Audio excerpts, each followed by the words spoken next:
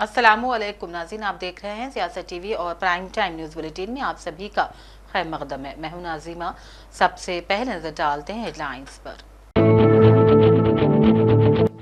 आइंदा माह से राशन कार्ड पर बारीक चावल की होगी तकसीम। वजीर आला तेलुगु नए साल उगादी के मौके पर करेंगे इस स्कीम का इफ्तिताह। मुसलमान चंद्रबाबू नायडू और नीतीश कुमार को कभी नहीं करेंगे माफ, असद ओवैसी का बयान। कहा, ये लोग बीजेपी को शरीयत पर हमला करने की दे रहे हैं इजाजत। रियासत में बरक़ी की तलब में इजाफा। हिमाचल प्रदेश के साथ किया हुकूमत ने बरक़ी हासिल करने के लिए अहम मुआहदा।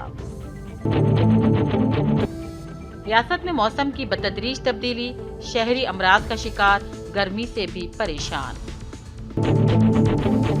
तेलंगाना मुल्क भर में जंगलात के रकबे के लिहाज से सरे फहरिस्त रियासतों में शामिल, सर्वे रिपोर्ट में इंकशाफ। एक फंक्शन हॉल में लगाए गए रमजान एक्सपो में मामूली झगड़े के दौरान फायरिंग का वाकया, किसी किस्म का जानी नुकसान नहीं, पुलिस का बयान। मुलजिम रिवॉल्वर समेत गिरफ्तार। हिंदुस्तान ने ऑपरेशन ब्रह्मा के तहत यंगून पहुंचाई इमदाद, मुमकिन मदद का वजीर खारजा ने दिया तयक्कुन। और खौफनाक तसादुम में 16 नक्सलाइट हलाक, 31 मार्च 2026 तक मुल्क से नक्सलिज्म का हो जाएगा खात्मा, अमित शाह का दावा। हेडलाइंस आपने देखी, अब पेश है खबरों की तफसील। रियासत भर में अब तमाम गरीबों के लिए हुकूमत आइंदा माह से राशन कार्ड्स पर बारीक चावल की तकसीम का प्रोग्राम शुरू कर रही है, जिसका आगाज तेलुगु नए साल उगादी के मौके पर कल यानी कि इतवार से किया जाएगा। रियासत के वजीर आला रेवंत रेड्डी हुजूर नगर हल्के असम्बली में इस स्कीम का इफ्तिताह अंजाम देंगे। रियासती वजीर सिविल सप्लाईज उत्तम कुमार रेड्डी ने ऐलान किया है कि आइंदा माह से हर सफेद राशन कार्ड रखने वाले खानदान को बारीक चावल फराहम किए जाएंगे और कहा कि इस वक्त जो मोटा चावल दिया जा रहा है इसका बड़े पैमाने पर गलत इस्तेमाल हो रहा है। మేము ఇప్పుడు కొత్త ఫిజికల్ రేషన్ కార్డ్ ఇచ్చే ప్రక్రియ కూడా మొదలు పెడుతున్నాము। బీపీఎల్ కుటుంబాలకి ట్రై కలర్ కార్డ్ 3 రంగుల కార్డు, మరి ఏపీఎల్ కుటుంబాలకి అంటే అబవ్ పవర్టీ లైన్ కుటుంబాలకి గ్రీన్ కలర్ కార్డు డిజైన్ చేసి ప్రింట్ కి ఇవ్వడం జరిగింది। మరి అవి వస్తూనే డిస్ట్రిబ్యూట్ చేస్తాం। ఇప్పుడు కార్డు ఉన్నా లేకున్నా ఈ అప్రూవ్డ్ లిస్ట్ లో ఉంటే సన్న రకం బియ్యం 1 ఏప్రిల్ నుంచి లాగు అవుతుంది।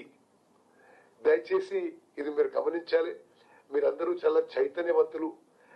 84% జనాభాకి కడుపు నిండా తినే మంచి రకం ఆహార ధాన్యాలు ఇవ్వడం సొసైటీలో ఎంత విప్లవాత్మక మార్పు తీసుకొస్తుందో మీరందరూ కూడా ఆలోచన చేసి ఆ విధంగా మరి ఈ స్కీమ్ కి అంత పబ్లిసిటీ ఇవ్వాలి। हैदराबाद के रुकने पार्लियामेंट असदुद्दीन ओवैसी ने कहा, मुसलमान chief minister Andhra Pradesh N Chandrababu Naidu, chief minister Bihar Nitish Kumar, Lok Janshakti party leader Chirag Paswan और राष्ट्रीय लोक दल के लीडर जयंत चौधरी को कभी माफ नहीं करेंगे, क्योंकि बीजेपी को वक्फ तरमीम बिल के साथ शरीयत पर हमला करने की इन कायदीन ने खुली इजाजत दे रखी है। अवैसी ने कहा, मुसलमान इन्हें कभी माफ नहीं करेंगे क्योंकि वो लोग ही बीजेपी को शरीयत पर हमला करने की इजाजत दे रहे हैं। असद ओवैसी ने कहा, अगर ये 4 लीडर चाहते तो बिल रोक सकते थे, लेकिन वो बीजेपी को हमारी मसाजिद और वक्फ को खत्म करने की खुली इजाजत दे रहे हैं। ये वक्फ बोर्ड को खत्म करने के लिए, मस्जिदों को, दरगाहों को, खानखाहों को, प्रॉपर्टीज को छीनने के लिए नरेंद्र मोदी की गवर्नमेंट इस तरह के कानून को ला रही है। Sir, you have stated that Chandrababu Naidu, Chirag Paswan and others are not trying to stop the BJP who are trying to See, the BJP has no majority in the Lok Sabha.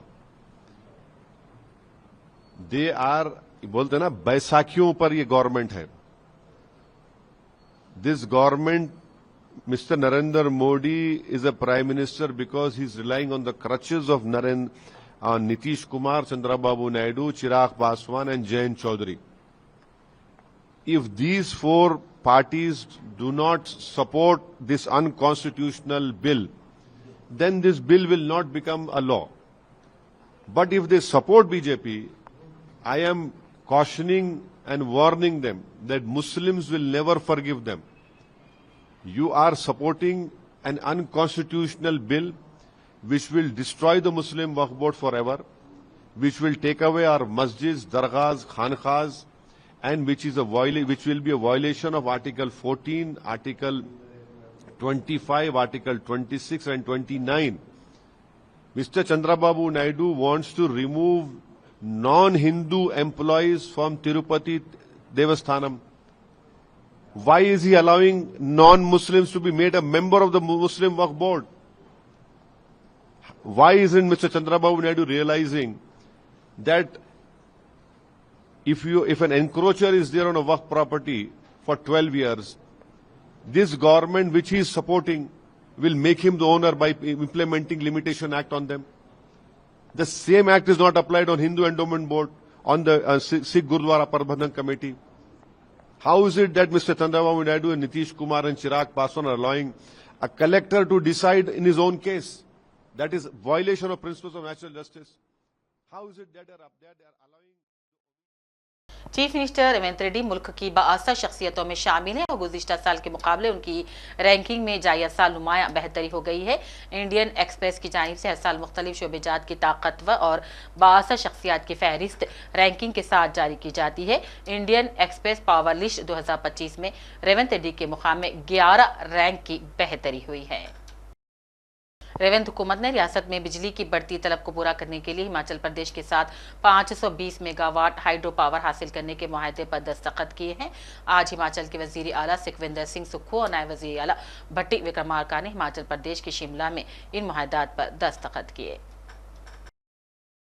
Telangana जागृति और United फूले front के ज़ेर एहतमाम कामारेड्डी में BC round table इजलास का इनेकाद अमल में लाया गया। इजलास में MLC कविता ने मेहमान खुसूसी की हैसियत से शिरकत की और हुकूमत को असम्बलियों के जरिए मंजूर करदा BC बिल्स की सूरत हाल तफसीलात से इंकशाफ करने का मुतालबा किया।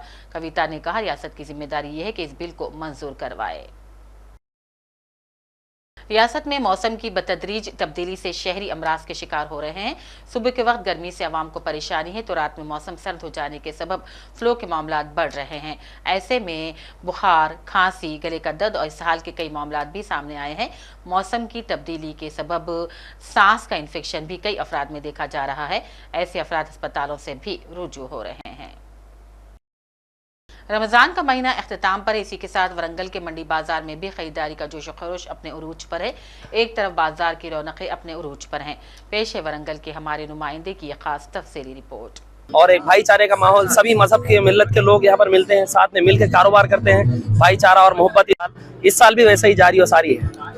हम लोग से ज्यादा वो लोग भी बहुत इसमें कोऑपरेट करते हैं, बहुत वो लोग भी इंतजार करते हैं रमजान के महीने का, ताकि सब आए। भाईचारे का एक पैगाम यहाँ से जारी हो शहर में, ना ही वरंगल में बल्कि तमाम तेलंगाना में और पूरे हिंदुस्तान में यहाँ से एक मोहब्बत का पैगाम जारी होता है हर साल। और इस साल भी वैसे ही सभी हमारे भाई जो नॉन मुस्लिम्स भी है, हर कोई सब मिलके एक साथ इसको जोरों शोर से हमेशा जैसा मनाते हैं, इस साल भी वैसा ही। गंगा जमुना तहजीब है।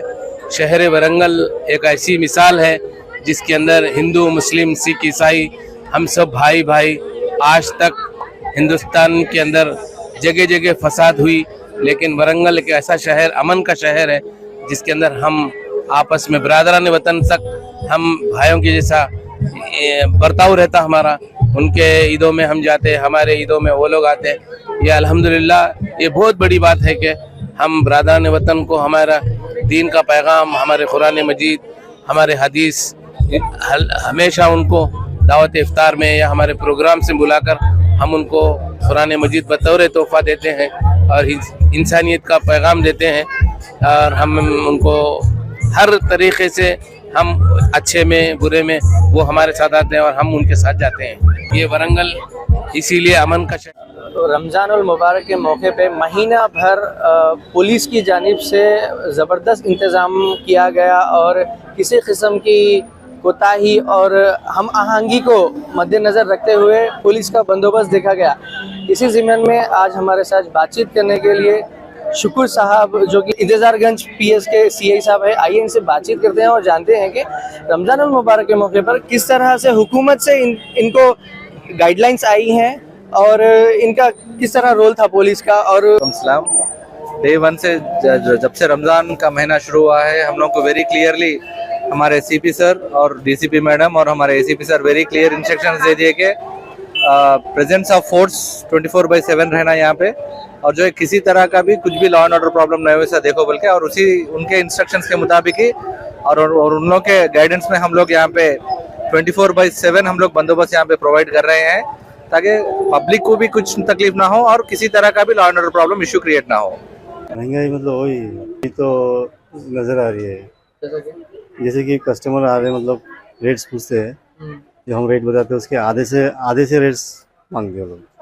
समझिए 1000 रुपये मांगे तो 500 में तो बोलते हैं, मतलब डिसाइड करके आता है कस्टमर कि जो बोले से रेट को आधा करके बोलता हूँ, तो उसमें थोड़ा बार्गेनिंग का पूरा वो करना पड़ रहा है। बहुत बिजनेस के ऊपर इम्पैक्ट कैसा पड़ रहा है उसका? इस पे बिजनेस में इम्पैक्ट किया, कस्टमर भी बाहर जाता है, भी घूमता है यहाँ। लास्ट रमजान में एक रेट बोल दिया, फिर उन्होंने एक रेट, कस्टमर एक रेट बोलता है, फिर थोड़ा बार्गेनिंग होती थी, लेकिन इस बार ज़्यादा बार्गेनिंग है। आप समझ रहे, तो फिर महंगाई का इफेक्ट तो पड़ा ही। तो नाज़रीन, एक तरफ महंगाई की मार तो दूसरी तरफ ईद की खुशियाँ, लेकिन अवाम इन दोनों के बीच में आकर खड़ी हुई है। और हालांकि महंगाई इतनी बढ़ चुकी है, लेकिन लोग ईद की शॉपिंग करने में मसरूफ़ देखे जा सकते हैं। गंभीरापेट से ताल्लुक़ रखने वाले मारूफ समाजी और सियासी शख्सियत एम नरसगौर गुज़िश्ता 33 सालों से जामे मस्जिद गंभीरापेट में रोज़ेदारों के लिए इफ्तार और ताम का एहतमाम करते हैं और ये रिवायत हर साल निहायत अक़ीदत और एहतराम के साथ जारी है। हमारे नुमाइंदे आसिफ अली सादत से बातचीत करते हुए नरसगौर ने कहा, उन्हें रमज़ान मुबारक के आखिरी जुमे यानी कि जुम्मतुल विदा के मौके पर रोज़ेदारों की खिदमत करके बेहद खुशी होती है। उन्होंने कहा, ये एक बाबरकत अमल है जो रूहानी सुकून और दिली खुशी का बायस बनता है। हमारी रियासत मुल्क भर में जंगलात के रकबे के लिहाज से सैर-ए-फहरिस्त रियासतों में शामिल हो गई है। हाल ही में शायशुदा सर्वे ऑफ इंडिया की रिपोर्ट के मुताबिक तेलंगाना में जंगलात का जुमला रकबा 27,688 मुरब्बा किलोमीटर है और मुल्क भर में औसतन 23.29% रकबा जंगलात पर मुश्तमिल है और तेलंगाना में ये शरह कौमी औसत से ज़्यादा यानी कि 24.69% है। इस तरह तेलंगाना के कई दीगर रियासतों के मुकाबले ज़्यादा जंगलाती रकबा रखता है और छत्तीसगढ़ और ओडिशा को छोड़कर बाकी ज़्यादातर रियासतों से आगे है। और आज शहर के इलाके गुडी मलकापुर में अचानक फायरिंग का वाक़या पेश आ गया, जिससे लोग खौफजदा हो गए थे। तफसीलात के मुताबिक ये वाक़या आज दोपहर 2 बजे के करीब एक मशहूर फंक्शन हॉल में मुनक़िदा रमज़ान एक्सपो में पेश आया, जहां 2 दुकानात के मालिकान के दरमियान मामूली झगड़े के दौरान एक शख्स ने अचानक अपनी बंदूक से हवा में फायरिंग कर दी। अचानक गोलियों की आवाज़ सुनते ही एक्सपो में मौजूद लोग घबरा कर भागने लगे। पुलिस फौरी तौर पर मौके पर पहुंची और फायरिंग करने वाले शख्स को हिरासत में लेकर इसके पास मौजूद लाइसेंस गन जब्त करके तफ्तीश शुरू कर दी। किंग्स पैलेस फंक्शन हॉल में एक मीर हसीबुद्दीन आलियास हैदर एसी गार्ड्स में रहने वाले हैं। 2 राउंड्स हवा में फायरिंग करे। इनका वेपन है .32 mm पिस्टल है। कुछ उन्होंने बोल रहे थे, कुछ मारने के लिए आए उनको ऊपर बोल के तो बोल रहे, लेकिन इन्वेस्टिगेशन चल रहा। हम आर्म्स एक्ट के तहत केस बुक करे। इसके कंप्लेंटर जो है सैयद हारून, एक बयान दिया मीडिया में। कौन कंप्लेंट कौन है? सैयद हारून। ये कंप्लेंट ये अपना पुलिस का सुमटो को से नहीं, इनको कोई ताल्लुक नहीं। देखिए बोल के कोई कंप्लेंट है बोल के मालूम हो रहा है। देखो भाई, ये से नहीं, देखिए ये परफ्यूम शॉप और टायर शॉप, ये दोनों के बीच में झगड़ा हुआ, वो अलग है, ये अलग है इंसिडेंट। मतलब परफ्यूम शॉप वाले के ऊपर ही फायर करे ना, तो परफ्यूम शॉप नहीं किसी के ऊपर वो लोग नहीं देखिए नहीं टायर शॉप वालों नहीं के ऊपर फायर करे नहीं गलत है। हवा में और पड़ोसी मुल्क म्यांमार में ज़बरदस्त ज़लज़ले की वजह से तकरीबन 1000 लोगों की मौत अब तक हो चुकी है। पड़ोसी मालिक की मदद में हमेशा पेश रहने वाला हमारा मुल्क हिंदुस्तान ऐसे में कैसे पीछे रह सकता था। हिंदुस्तान ने फौरी तौर पर 15 टन पर मुश्तमिल राहती अशिया यंगून पहुंचा दी है। वज़ीर ख़ारजा एस जयशंकर ने इस इमदाद के हवाले से कहा, ऑपरेशन ब्रह्मा शुरू हो गया है। हिंदुस्तान से इंसानी इमदाद की पहली खेप म्यांमार पहुँच गई है। मरकजी वज़ीर दाखिला अमित शाह ने हफ्ते को छत्तीसगढ़ में 16 नक्सलियों को मारने पर सिक्योरिटी फोर्सेज को मुबारकबादी दी और मोदी की क़यादत में 31 मार्च 2024 से पहले नक्सलिज्म को ख़त्म करने के अज़्म का इजहार किया। अमित शाह ने एक्स पर अपनी पोस्ट में कहा, हमारी सिक्योरिटी फोर्सेज ने सुकमा में एक ऑपरेशन में 16 नक्सलियों को हलाक कर दिया जो एक खुदकार हथियारों का बड़ा ज़ख़ीरा रखते थे। वज़ीर आज़म मोदी की क़यादत में हम 31 मार्च 2020 से पहले नक्सलिज्म को ख़त्म कर देंगे। फिल्म सिकंदर की रिलीज के मौके पर सलमान खान सबकी तवज्जो का मरकज रहे। इस मौके पर उन्होंने मीडिया से भी बात की, ताहम किसी भी मुतनाज़ा सवाल पर उन्होंने जवाब देने से साफ इनकार कर दिया और कहा कि ये ईद का मौका है और सिकंदर के रिलीज होने की खुशी भी है। इस मौके पर वो किसी भी किस्म के तनाज़े में पड़ना ही नहीं चाहते। बनी है और इमोशन एक्शन तो चलो सब ठीक है, गाने भी अच्छे हो गए हर चीज़, लेकिन जो इमोशन जो है वो सही पढ़ना बहुत ज़रूरी होता है, स्पेशली फॉर अगर एक्शन फिल्म हो तो उसके लिए तो इमोशन बहुत ही ज़रूरी होता है। इस बार सलमान सर बहुत इमोशनल एक चीज़ हुई, सलीम साहब का आना हुआ ट्रेलर जी। फर्स्ट टाइम आया। ये पता नहीं इतना बड़ा कैसा हो गया ये, obviously the love for my father के लोग अभी भी उन जो रिस्पेक्ट उन्होंने कमाई है वो अभी भी है। और ये देखकर मुझे बहुत ही खुशी हुई कि व्हेन डैड केम देयर, और अच्छा डैड वो हम लोग लंच खा रहे थे, इससे बेटा कहाँ जा रहे थे, ऐसे वो इसका ट्रेलर है सिकंदर का, वहाँ जा रहा हूँ, इसे चलो मैं भी चलता हूँ। अच्छा लास्ट मिनट बनाया। हाँ, तो ऐसे वो सब टेबल पे हम लोग पूरा परिवार ही साथ में लंच तो खा ही लेता है, तो एवरीवन लुक्ड एट डैड, ऐसे क्या हो गया आपको, इसलिए बस मेरा मन है कि मैं जाऊँ। तो वैसे वो कहीं आते जाते हैं नहीं ज़्यादा आजकल, but he wanted to come, तो ऐसे चलिए फिर आप, तो फिर we left together, then he came there, फिर वो आके बैठे भी तो अब चलना फिरना, but he climbed those 8-10 steps and then he climbed another few steps to sit behind and to watch it, नहीं तो सीधा आके फ्रंट रो पे बैठ जाते हैं, but he wanted to see reactions of the press, of us, everything. Salman आजकल ये रिवाज हो गया हर फिल्म के साथ कंट्रोवर्सी, इस फिल्म के साथ आपने कोई ऐसा गिमिक? अरे नहीं चाहिए भाई हमको कोई कंट्रोवर्सी से, हमका बहुत सारे कंट्रोवर्सी से गुजर चुके हैं हमको नहीं चाहिए कोई controversy, and I don't think controversies की वजह से कोई फिल्म हिट होती है। हमने तो देखा ही है कंट्रोवर्सीज में कि फ्राइडे की रिलीज नेक्स्ट ट्यूसडे हुई है वगैरह, तो वी डोंट वांट एनी, और अभी भी है टाइम भाई, ये 3-4 दिन निकल जाने दो और पिक्चर रिलीज हो जाने दो, उसके बाद भी कोई कंट्रोवर्सी चाहिए नहीं। अपने फैंस को ईद की मुबारकबाद। Wish you all a very happy. आखिर में हेडलाइंस पर डालते हैं एक और नजर। आइंदा माह से राशन कार्ड्स पर बारीक चावल की होगी तकसीम। वजीर आला तेलुगु नए साल उगादी के मौके पर करेंगे इस स्कीम का इफ्तिताह। मुसलमान चंद्रबाबू नायडू और नीतीश कुमार को कभी नहीं करेंगे माफ, असद ओवैसी का बयान। कहा ये लोग बीजेपी को शरीयत पर हमला करने की दे रहे हैं इजाजत। रियासत में बरक़ी की तलब में इजाफा। हिमाचल प्रदेश के साथ किया हुकूमत ने बरक़ी हासिल करने के लिए अहम मुआहदा। रियासत में मौसम की बतदरीज तब्दीली, शहरी अमराज का शिकार, गर्मी से भी परेशान। तेलंगाना मुल्क भर में जंगलात के रकबे के लिहाज से सरे फहरिस्त रियासतों में शामिल, सर्वे रिपोर्ट में इंकशाफ। एक फंक्शन हॉल में लगाए गए रमजान एक्सपो में मामूली झगड़े के दौरान फायरिंग का वाकया, किसी किस्म का जानी नुकसान नहीं, पुलिस का बयान। मुलजिम रिवॉल्वर समेत गिरफ्तार। हिंदुस्तान ने ऑपरेशन ब्रह्मा के तहत यंगून पहुंचाई इमदाद, मुमकिन मदद का वजीर खारजा ने दिया तयक्कुन। और खौफनाक तसादुम में 16 नक्सलाइट हलाक। 31 मार्च 2026 तक मुल्क से नक्सलिज्म का हो जाएगा खात्मा, अमित शाह का दावा। इसी के साथ प्राइम टाइम बुलेटिन का सिलसिला अब यही अख्तिताम को पहुंचता है। पूरी टीम के साथ दीजिए इजाजत और देखते रहिए सियासत टीवी। अल्लाह हाफिज।